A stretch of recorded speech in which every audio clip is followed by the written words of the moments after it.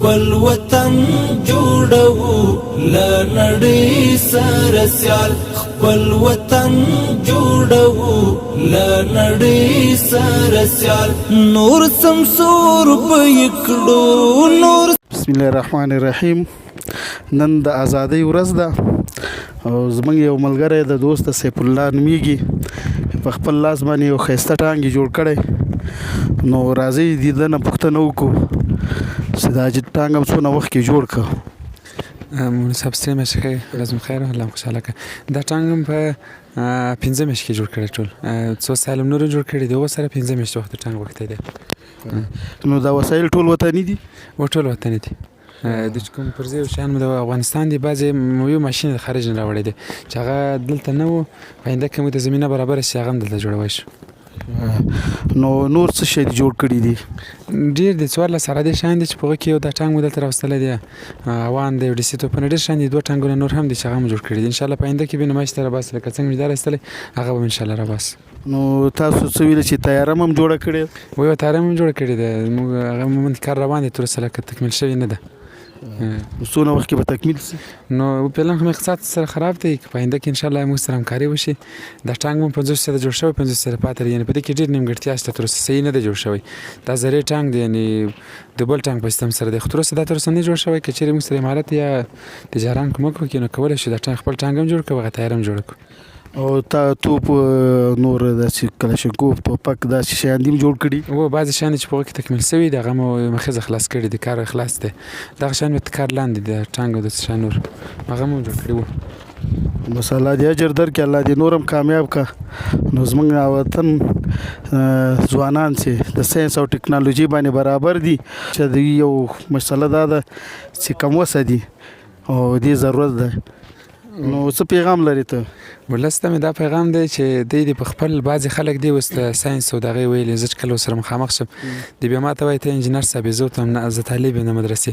دوی دا فکر کوي طالبان څه نشي کولی، که مو هر څه نه دي کړي یا مو څه نه دي زده کړي یا مو څه نه دي ویلي، الله تعالی د دغو علماو د دغو طریقت په برکت باندې موږ ته دا علم راښودلی دی چې موږ یو څه جوړ کړلی شو. یعنې یقینا باور کومه کومه تیاره چې جوړه کړې هغه ته انجینران راغلي وو، هغه ویلي وایي دا نقشه تا یا اخیستې ده یا چا درته جوړه کړې، تاسو خپله کار نه در باندې کړی.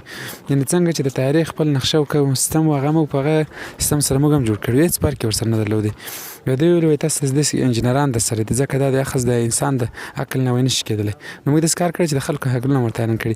نو د خلکو نه مو غوښتنه دا ده چې دوی هغه کسان چې دوی علم لري یا څه جوړولی شي راودوځي زموږ په رقم سره. موږ د مدرسې طالبان یو، موږ دا شیان نه دي په هغه مثال لازم نه و چې موږ جوړ کړي وي، خو بیا موږ دا خدمت کوو، دوی نه کوي، دوی دې هم راوځي خدمت ته وکړي. مولوي صاحب دا تیل څومره خوري او خرچه یې څومره ده؟ د تیلو مصرف یې کم دی، دا خو داسې نه دي لکه نور ټانګونه، هغه خو کفارو جوړ کړي ډېر وږي ټانګونه دي. موږ الحمدلله ټانګ هم ډېر داسې ټانګ دی اسراف نه کوي، دغه اندازه تیل خوري چې خپل ځان ورباندې ورسوي. دا ته غزني نه ته کابله پورې 14 لیتره تیل خوړلی دی. ماشاءالله. بیا خو خرچه کمه ده. په دې لاره کې چک پوین والا خو به دې تنګوي نه، د عام خلک او نظامیان پوښتنه خو به نه کوي؟ نه، هغه چې مې کله وینو ډېر خوشحالېږي، ورته وایي چې ماشاءالله ښه خدمت دې کړی، نور هم خدمت وکړه. او ډېر رانه خوشحاله وي. دروي مې و ټانګ مې ګوري نور هېڅ نه راته وایي، نه د کارت پوښتنه نه کوي نه د خط پوښتنه نه کوي. د عوامو سره یې ده؟ عوامو چې وویني هغه هم ډېر خوشحالېږي، هغه بیا ډېر خوشحالي کوي. موږ ټانګ ته وایي دوی دا فکر کوي چې تېر نظام رښتیا هم خدمت نه کوي د جمهوریت والا، چې کله زموږ ټانګ وویني دوی وایي دا امارت خدمت شروع کړی دی، په دې خوشحالېږي. ما ته هر وخت وایي ماشاءالله بس ښه کار مو کړی چې تاسو وطن خدمت کوئ. مننه مولوي صاحب. خیر ستاسو نه وي. خیر. یو ملګري نه پوښتنه کوو چې د څه رایه ده؟ مولوي صاحب ستا څه رایه ده په دې کې؟ والا بس حاجي صاحب محترم، دا خو زمونږ چونکې زما خپله شخصا 2 پیغامه دي. یو پیغام موږ نړیوالو ته یا بین الملل ته یا نورو ملکونو ته لرو، او یو پیغام د خپلو افغانانو ته لرو.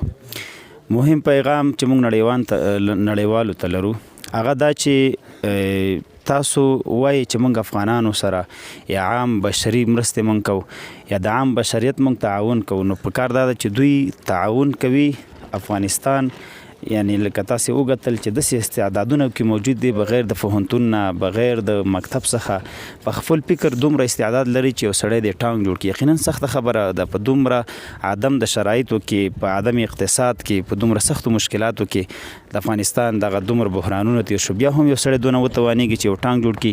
موږ په نړیوالو دا غږ کوو چې باید په افغانانو باندې کار وکړي. که دوی چېرته وایي چې موږ د بشریت په صفت باندې موږ افغانانو سره کار کوو نو د دوی استعدادونه دې ورځای او دوی ته د نتایج برابر کړي چې تر څو دوی نور هم ترقي وکړي.